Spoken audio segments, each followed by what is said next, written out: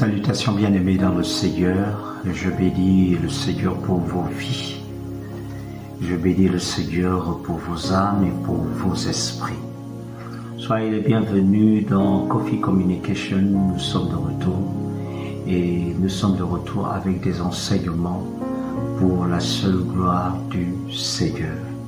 Ces enseignements ont but de fortifier la foi des uns et des autres, de mieux connaître la parole de Dieu, de mieux connaître notre Seigneur de gloire et ce sont des outils pour nous aider à marcher et avancer avec le Seigneur.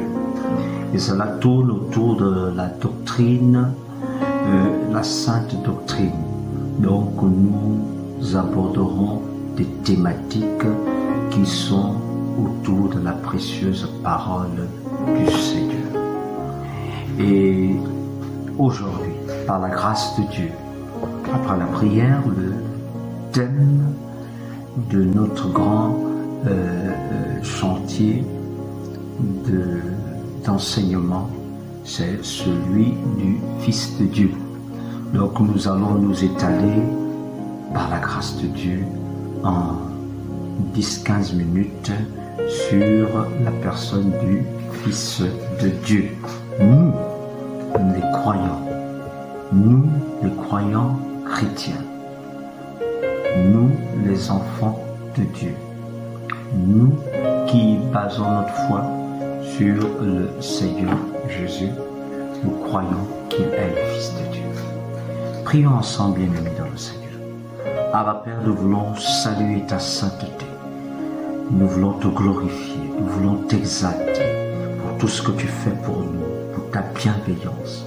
Puisse ton Esprit Saint nous conduire dans toute la vérité, car, ô Dieu, c'est la promesse que tu nous as faite, que l'Esprit Saint nous conduira dans toute la vérité. Et nous voulons être assis dans les bases de ta vérité, qui se trouve dans les Saintes Écritures. Merci pour l'éclairage de notre entendement sous l'impulsion de ton Esprit Saint, au nom de Jésus-Christ. Amen. Encore une fois de plus, soyez la bienvenue à Coffee Communication, c'est-à-dire des temps d'enseignement, des temps de communication autour de la précieuse parole de Dieu. Le thème, le Fils de Dieu. Et nous allons rapidement aller dans le livre de Jean, le chapitre 1er, le verset 1, et nous verrons également Jean dans son même chapitre, mais le verset 14. Il est écrit ce qui suit, bien-aimés dans le Seigneur. Au commencement était la parole, et la parole était avec Dieu, et la parole était Dieu. Et le verset 14, d'éclairer le verset 1, dit ceci. Et la parole a été faite chair, et elle a habité parmi nous, pleine de grâce et de vérité. Et nous avons contemplé sa gloire, une gloire comme la gloire du Fils unique venu du Père. Donc le verset 14 vient expliquer qui est cette parole qui est au commencement avec Dieu et qui était Dieu. Et c'est simplement celui qui s'est fait chair et qui habitait au milieu de nous, le Fils venu du Père, selon les déclarations de la parole de Dieu. Le Fils de Dieu. Nous allons voir trois éléments qui présentent le Fils de Dieu. Premier élément, c'est sa divinité éternelle. Deuxième élément, son incarnation. Et enfin, troisième élément, sa révélation. Divinité éternelle, incarnation et révélation. J'aimerais que nous puissions ajouter un autre passage qui se trouve dans le livre de Galates, Galates, le chapitre 4, le verset 4 et 5. Galates, chapitre 4, le verset 4 et 5. Il est écrit, « Mais lorsque les temps ont été accomplis, Dieu a envoyé son Fils, né d'une femme, né sous la loi, afin qu'il rachetât ceux qui étaient sous la loi, afin que nous reçussions l'adoption. » Là, on parle de Jésus-Christ de Nazareth, Yeshua, le Fils de Dieu. Donc, le Père a envoyé son Fils, né d'une femme, né sous la loi, pour racheter les personnes qui sont nées sous la loi comme lui, c'est-à-dire toi et moi qui croyons au Seigneur Jésus-Christ, mais également à toute l'humanité, parce que à ceux qui croiront en lui, il donnera le pouvoir de devenir enfant de Dieu. Donc, c'est ce Jésus-Christ de Nazareth qui est né d'une femme, d'une vierge, qui est devenu homme. Homme comme toi et moi, mais à la seule différence qu'il n'avait jamais péché. Donc, concernant sa divinité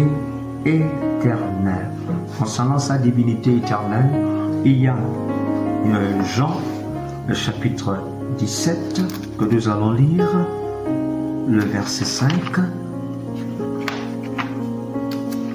Le Fils de Dieu est éternel, il est au commencement.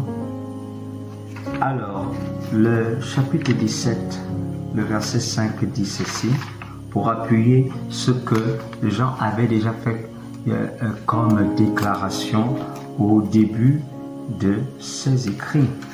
Et là, il va ajouter encore des paramètres très importants qui viennent soutenir valablement la divinité éternelle de notre Seigneur de gloire. Il dit ceci, « Et maintenant toi, Père, glorifie-moi auprès de toi-même de la gloire que j'avais auprès de toi avant que le monde fût. » Ça parle de la divinité du Seigneur de gloire. Là, c'est la prière sacerdotale de Christ. Il va faire une prière et dans cette prière, il va faire sortir des éléments très importants où il présente au Père la gloire qu'il avait avant que le monde ne fût créé. Et il va demander au Père de le glorifier à nouveau. Cet élément est très important parce qu'il vient mettre à découvert la divinité éternelle de Christ Jésus. Il était glorifié. Il était dans la divinité éternelle avant de venir sur cette terre.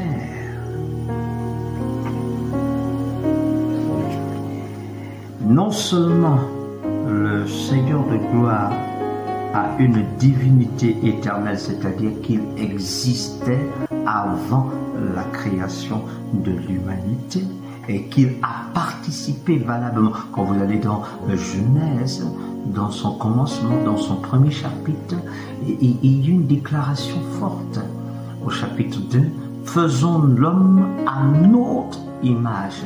Notre image, à notre image. C'est Elohim, donc le Dieu dans sa pluralité, le Dieu unique. Elohim, avec sa fonction de Père, de Fils et de Saint-Esprit. Elohim va dire, faisons l'homme à notre image. Nous prions un seul Dieu qui agit en trois personnalités. Un seul Dieu. Il dit, faisons l'homme à notre image. Donc Christ était depuis, avant la fondation, Christ était déjà avec le Père. Et ce sont ses propres déclarations. Il y a aussi un aspect très important concernant le Fils de Dieu. Il est Fils de Dieu en ce sens également qu'il s'est incarné. Donc, nous allons parler en bref de l'incarnation du Fils de Dieu. Son incarnation se trouve bien dans le verset 14 que nous avons lu au début. La parole s'est faite chair. Donc, ça parle de l'incarnation de Jésus. Il quitte de l'univers éternel pour rentrer dans l'univers qui est limité, donc l'univers des hommes. Mais pour rentrer dans l'univers des hommes, il ne peut pas descendre dans toute sa gloire, dans toute sa puissance. Personne ne peut supporter cela. Personne ne peut résister à sa puissance, à sa gloire, à sa magnificence. Il prend un corps d'homme, mais ce corps d'homme renferme toute la gloire éternelle, renferme le Fils de Dieu dans toute sa puissance, dans toute sa grandeur. Mais le corps vient couvrir, vient être comme un voile qui vient cacher la divinité de Dieu. Donc, il s'incarne. Il s'incarne pour une mission, pour te sauver, pour me sauver. Il s'incarne parce que sans effusion de sang, il n'y a pas de pardon de péché. Mais il n'y a que le Fils de Dieu pour venir sur la terre pour régler le problème du péché. Parce que ce problème ne pouvait pas être résolu par la loi. La loi avait failli. La loi était simplement un pédagogue qui mettait en valeur le péché et qui venait prouver à l'homme son incapacité à plaire au Seigneur. Il s'incarne, il prend un corps d'homme, il prend une nature humaine, il vit comme un homme naturel, mais plein de sainteté, plein de pureté. Lisons Philippiens, chapitre 2, verset 7. Ça, c'est Jésus. Jésus va vivre une vie extraordinaire, une vie d'homme, pour comprendre l'homme dans son fonctionnement, l'homme qu'il a créé, pour également le racheter, parce qu'il faut faire un travail puissant, un travail que l'homme lui-même ne pouvait pas accomplir avec la loi, avec les ordonnances, avec toutes les recommandations. L'homme ne pouvait rien faire, mais il fallait que le Fils descende avec son corps. Philippiens chapitre 2 verset 7 va déclarer quelque chose. Mais s'est dépouillé lui-même en prenant une forme de serviteur, en devenant semblable aux hommes et ayant paru comme un simple homme. L'incarnation du Fils de Dieu. Il a paru comme un simple homme. On ne pouvait pas imaginer qu'il est Dieu. On ne pouvait même pas imaginer qu'il est le Fils de Dieu. C'est pour cela, c'est une folie pour le commun des mortels. C'est une folie que quoi? Dieu va prendre un corps et puis il va venir vivre au milieu des hommes. Non, ça n'existe pas. Quel est ce Dieu-là? C'est incompréhensible. Mais nous le recevons par la foi. Il a pris ce corps. Il a pris ce corps. Il n'a pas cessé d'avoir la dimension divine en lui. Non, pas du tout.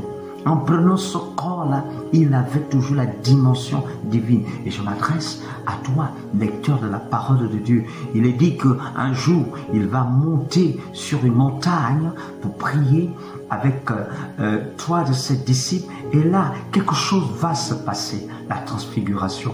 Là, ils vont voir Christ dans un autre niveau de gloire. Ses vêtements vont briller. Christ va être glorieux sous leurs yeux. Ils étaient étonnés de ce qu'ils avaient vu ce jour-là. Ils ne savaient pas que le Christ était tellement glorieux, tellement glorieux. Ils étaient étonnés. Et là, c'était un aspect de sa révélation. Et ça prouve à suffisance que malgré qu'il ait pris le corps d'homme, il n'avait pas cessé de revêtir sa gloire. Elle était simplement cachée par ce corps mortel. Maintenant, nous allons terminer la série d'aujourd'hui concernant le Fils de Dieu avec la révélation du Fils de Dieu. La révélation du Fils de Dieu.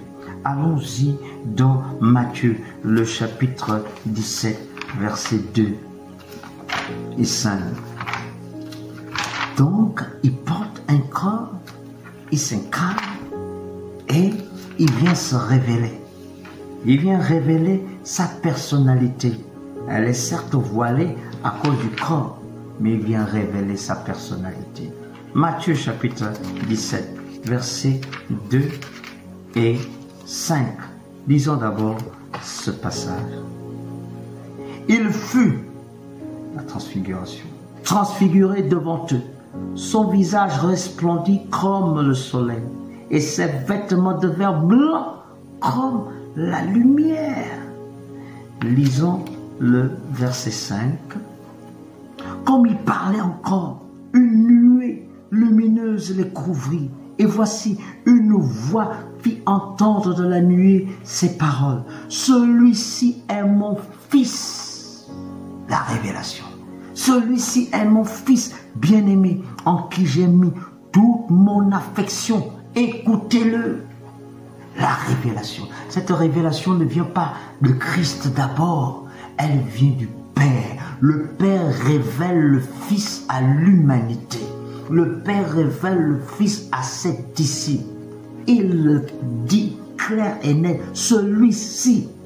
Parce que les disciples, ils étaient émerveillés quand ils ont vu Moïse, ils ont vu Élie parlant avec le maître. Et puis ils vont décider, tiens, on va faire comme ça, 3 tentes, une pour Élie, une pour Moïse, une pour toi. Non, non, non, non, non. Le Père vient mettre les choses dans leur contexte. Il dit, celui-ci, il n'est pas comme les autres.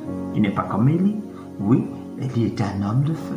Il n'est pas comme Moïse. Oui, Moïse était le serviteur de Dieu. Par excellence, par la grâce de Dieu, dans la maison. Il dit, celui-ci est mon fils bien-aimé, en qui j'ai mis toute mon affection. Écoutez-le. Écoutez-le. La révélation du Fils de Dieu. Écoutez-le. Nous devons écouter le Fils. Nous devons écouter le Fils parce qu'il a un message. Mais quel est le message du Fils de Dieu? Il est venu sauver l'humanité. Il est venu te sauver. Si tu crois, tu verras la gloire de Dieu. Celui qui met la foi en Jésus-Christ de Nazareth, en Yeshua, le Saint-Fils de Dieu, il aura la vie éternelle. C'est ce qu'il est venu faire. Il est venu sauver les perdus. Il est venu sauver même le raisonneur. Il est venu sauver même le contestataire. Il est venu sauver même l'incrédule. Il est venu sauver même l'athée. Il est venu sauver l'humanité. Lisons encore un autre passage dans 2 Pierre, le chapitre 1, le verset 16, qui dit ceci. Ce n'est pas en effet en suivant des fables habilement conçues que nous vous avons fait connaître la puissance et l'avènement de notre Seigneur Jésus-Christ, mais c'est comme ayant vu sa majesté de nos propres yeux. Oui, car il a reçu de Dieu le Père honneur et gloire quand la gloire magnifique lui fit entendre une voix qui disait, celui-ci est mon fils bien-aimé en qui j'ai mis toute mon affection. Et voilà, Pierre va remettre cela sur le tablier que eux ils ont vu, ils ont eu la révélation. Il est important, mon frère, ma soeur, d'avoir la révélation du Fils de Dieu. Quand on n'a pas la révélation du Fils de Dieu, on s'éloigne, on s'égare du chemin. Il est le chemin, la vérité et la vie. Et certains ratent de justesse ce chemin-là parce qu'ils n'ont pas la révélation. Ou encore, ils refusent cette révélation. Ils refusent que Christ soit le Fils de Dieu. Non, c'est incompréhensible. Ils refusent cela. Comment un être humain qui porte un corps peut être Dieu? Ils refusent cela. Mais Pierre a vu. Pierre a vu de ses propres yeux. Il a regardé un être ordinaire, Mais ce jour-là, les écailles sont tombées des yeux. Il a vu le Fils de Dieu dans toute sa gloire. Et il a reconnu que oui, c'est le Fils de Dieu. Il a eu cette révélation qui lui a été donnée par le Père. Et je prie également que tu aies la révélation du Fils de Dieu. Ainsi, tu ne vas pas combattre la chrétienté, tu ne vas pas combattre la vie chrétienne, tu ne vas pas combattre la parole de Dieu, mais tu seras partisan du royaume des cieux parce que tu auras reçu la révélation.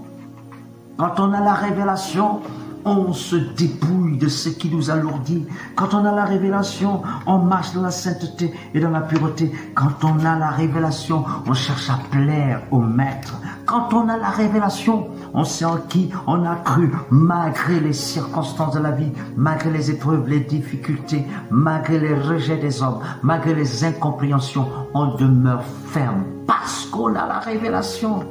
Puisses-tu avoir la révélation?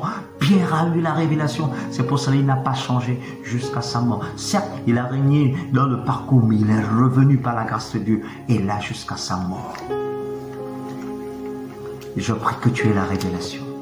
Pour ne pas te démarquer. Pour ne pas avoir une chrétienté en dents de scie. Quand on a la révélation, on reste ferme.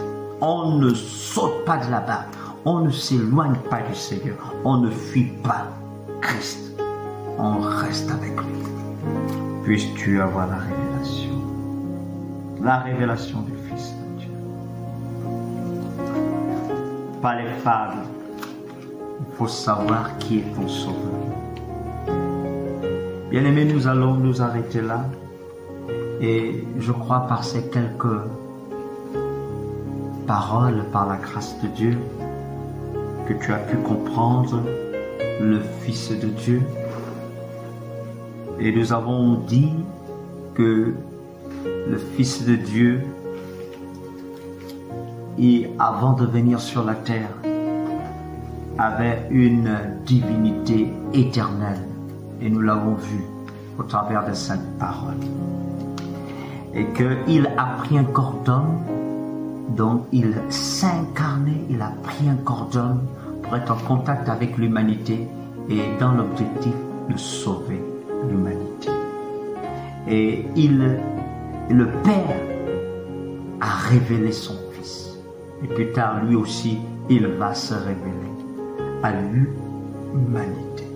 Mais c'est le Père qui prend la responsabilité de révéler au monde, de révéler aux disciples, de révéler à l'humanité son Fils.